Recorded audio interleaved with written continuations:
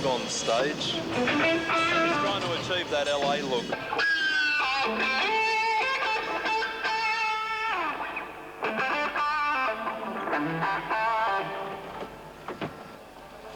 It was doing that before. It was doing that yesterday. It's just a little bit of crosstalk and stuff like that. It's when it's turned off. You won't notice it when we're playing. You won't hear it. I know sometimes you get to see the band, you know, when we're up here, when they rehearse and things like that. We see them, yeah. It does pay to like the music that you're listening to when you're working on them night to night for months, you know, month to month. Barnsley would be very aware of what goes on. How do you know if you don't know him? I don't know him in as much as he'd come up and say, "Oh, Kath, g'day, rah, rah, rah," sort of thing. But he has come right up from when he and the rest of the band probably unpacked a combi in Adelaide somewhere and put it on stage themselves. And so, well, I'm from Adelaide as well, which is his hometown, so it's hometown boys make good. Do you ever get to meet him when you're doing this sort of work? Yeah, you usually meet most of the acts, you know. I've known him for a while and that, so. I know him well enough to talk to, you know. It's pretty... all the people on this whole production are all worked together quite a lot before, and so it's like a big family on the road, more or less. Some people were saying that he's quite a friendly guy. Do you find him that way? Yeah, oh, definitely. You know, he's very conscious of, you know, what's going on. If he's something he doesn't like, he'll sort of let you know, but he's quite a friendly person. Average sort of guy, I guess. I usually get to meet all the overseas acts and all that as well. Does any of the acts ever sort of treat you like scum? I mean, do some people tend to be a bit arrogant because you're just crew? Not really. Most of the bands realise that the crew's an important part of their show, that do all the forework, so they can just virtually walk out on stage and everything will be right. I know when Joe Cocker went on stage, I really wanted to see what he was going to be like before he went on. And Joe was as straight as a die drinking a milkshake, and it made me feel good when I saw him walk up there, you know, so... Very few, when it comes to the international bands, we don't really... because of they've got a lot of press commitments and stuff, so they sort of come in, have a sound check and then come back for show, and then they get ushered out really quickly. So we don't get to meet many of them. The local bands, well, particularly Jim, he prefers to hang out with the crew more so. Like, he'll probably get around here really early on today and he'll come up and see how the vibe is amongst the crew and stuff. Yeah, Jimmy's... So is he a bit of an exception? I mean, are many people like that? No, very, there's no one in this, I don't think I know any singers in this country that are like Jim Barnes in terms of relationships with the crew. Like Jim's, everyone knows Jim and he knows everyone, you know. Like, do you reckon he's just doing good publicity or is his heart in it? He's one of the boys, Jimmy's one of the boys. I mean, yeah, that's it, he's one of the boys. Why do you think he's like that? Did he start sort of being a roadie himself or anything?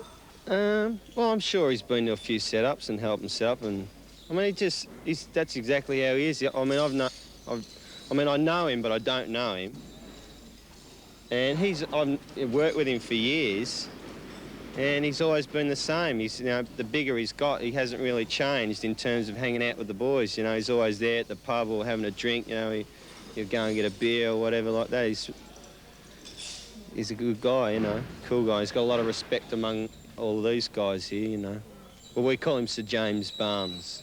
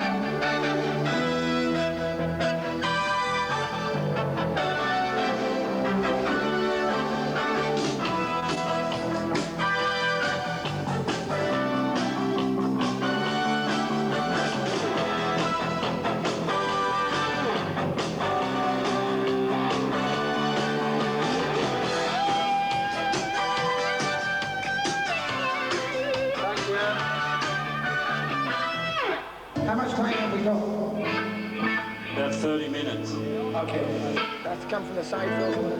Something wrong with my gear here. Yeah, I'd say so. Tore my head off. We have a problem here. We have a very big problem. You on now? No.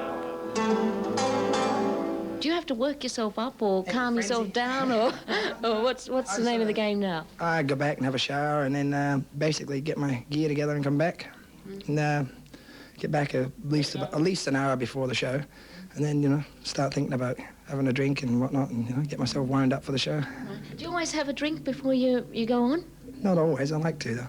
Yeah, I like to. What's a drink do for you before you go on? It normally calms me down a bit because I get really nervous, you see. So, yeah, I've been doing this that long, but I still get nervous, you know. So it sort of calms me down a bit. What sort of things do you get nervous about? Oh, everything, you know. You know, it's just, there's a million things that can go wrong out there, you know. Hopefully everything's professional enough that it won't happen, but, you know, sometimes they do, so you just got to be prepared for it, you know. And plus, you know, I just get nervous about singing in front of, you know, 12,000 people. I get nervous about singing in front of 20 people, but that's not the point, yeah. If you get up there and first song, you know, your curtain won't open or something and the band starts playing, and, you know, one time in Paris, actually, we were with Cultures, or we were doing a show, and they introduced us, and we started playing, and for about half the song, they couldn't get the curtains out. They were jammed, you know. So I just pulled them down. In the end, it was just sort of horrific. And it ended up looking good, you know. But there's lots of things. Your guitar amps can blow up, and you know, or some bug will happen, which, by all normal procedures, you can't find it, you know. And then it's something really, you know, sneaky, you know, hidden little thing, you know. So, you know, you end up sort of standing around on stage for 10 minutes while you try to fix things, you know. But with these sort of shows, you try and have, you know, like an out, you know, try and have a cover for it, you know, like, so that if something happens, somebody else can cover. But, you know, it still gets nerve-wracking.